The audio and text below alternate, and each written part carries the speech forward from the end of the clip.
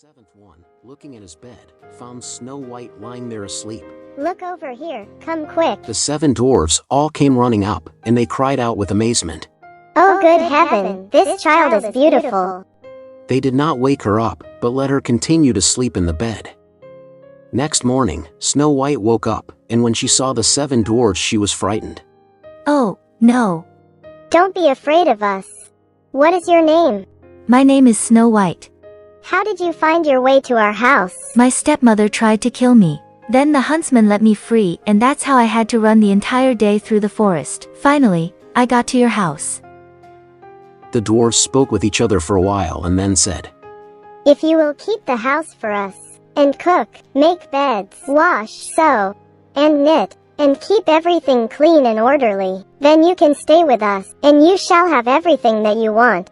Yes, with all my heart. So, Snow White lived happily with the dwarfs. Every morning they went into the mountains looking for gold, and in the evening when they came back home Snow White had their meal ready and their house clean. Meanwhile, at the palace. Mirror, mirror on the wall, who's the most beautiful of them all? You, my queen, are beautiful, it is true. But Snow White, beyond the mountains with the 7 dwarfs, is still 1,000 times more beautiful than you. Now I understand. Oh, that huntsman deceived me. I have to think of something.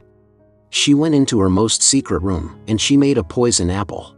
With this poisoned apple you will die, Snow White. From the outside the apple was beautiful and shiny, but anyone who might eat a little piece of it would die. I have to disguise myself so she can recognize me. Now I will go to those dwarfs' house. She traveled to the dwarf's house and knocked on the door. Snow White put her head out of the window and said, I must not let anyone in. Would you like to taste one of my sweet apples? No, I cannot accept anything from strangers. Are you afraid of poison? Look, I'll cut the apple in 2. You eat half and I will eat the other half. But only 1/2 of the apple was poisoned. Well, all right, I see that you are also eating part of it, so give me the other half. She barely had a bite in her mouth when she fell to the ground dead. White as snow, red as blood, black as ebony wood. The dwarves shall never awaken you. Goodbye, Snow White. Back at home she asked her mirror.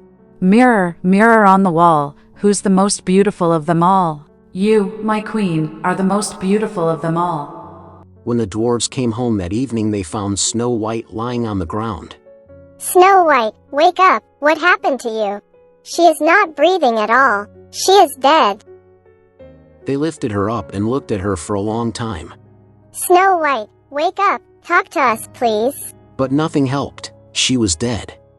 They laid her on a bed of straw, and all 7 dwarfs sat next to her and cried for 3 days. They were going to bury her, but she still looked as fresh as a living person, and still had her beautiful red cheeks. We cannot bury her in the black earth. Let's make a transparent glass coffin made, so we can see her from all sides. And they did it. Then they put her inside the coffin. We have to place the coffin outside on a mountain, and one of us will always stay with it and watch over her. Yes, we will do that. One day a prince entered these woods. He saw the coffin on the mountain with beautiful Snow White in it. Let me have the coffin. I will give you anything you want for it. We will not sell it for all the gold in the world. Then give it to me. I cannot live without being able to her. The good dwarfs felt sorry for him and gave him the coffin. Take good care of her. We will always love her. I will. She will be my most precious treasure. The prince had his servants carry the coffin away on their shoulders. But then it happened that one of them stumbled on some brush. Be careful. Watch your steps. I will never forgive you if something happens to her. But this dislodged from Snow White's throat the piece of poison apple. She opened her eyes, lifted the lid from her coffin, sat up, and was alive again. Where am I? You are with me. I love you. Come with me to my father's castle. You will be my wife. At that moment Snow White fell in love with him. Their wedding was planned with great splendor and majesty. Snow White's wicked stepmother was invited to the wedding, but before leaving her castle, she asked her mirror. Mirror, mirror on the wall, who's the most beautiful of them all? You, my queen, are beautiful, it is true, but the young queen is 1,000 times more beautiful than you. I have to see that for myself. When she arrived at the wedding, she saw Snow White. No, you're dead. You're dead. Take this woman away from this land.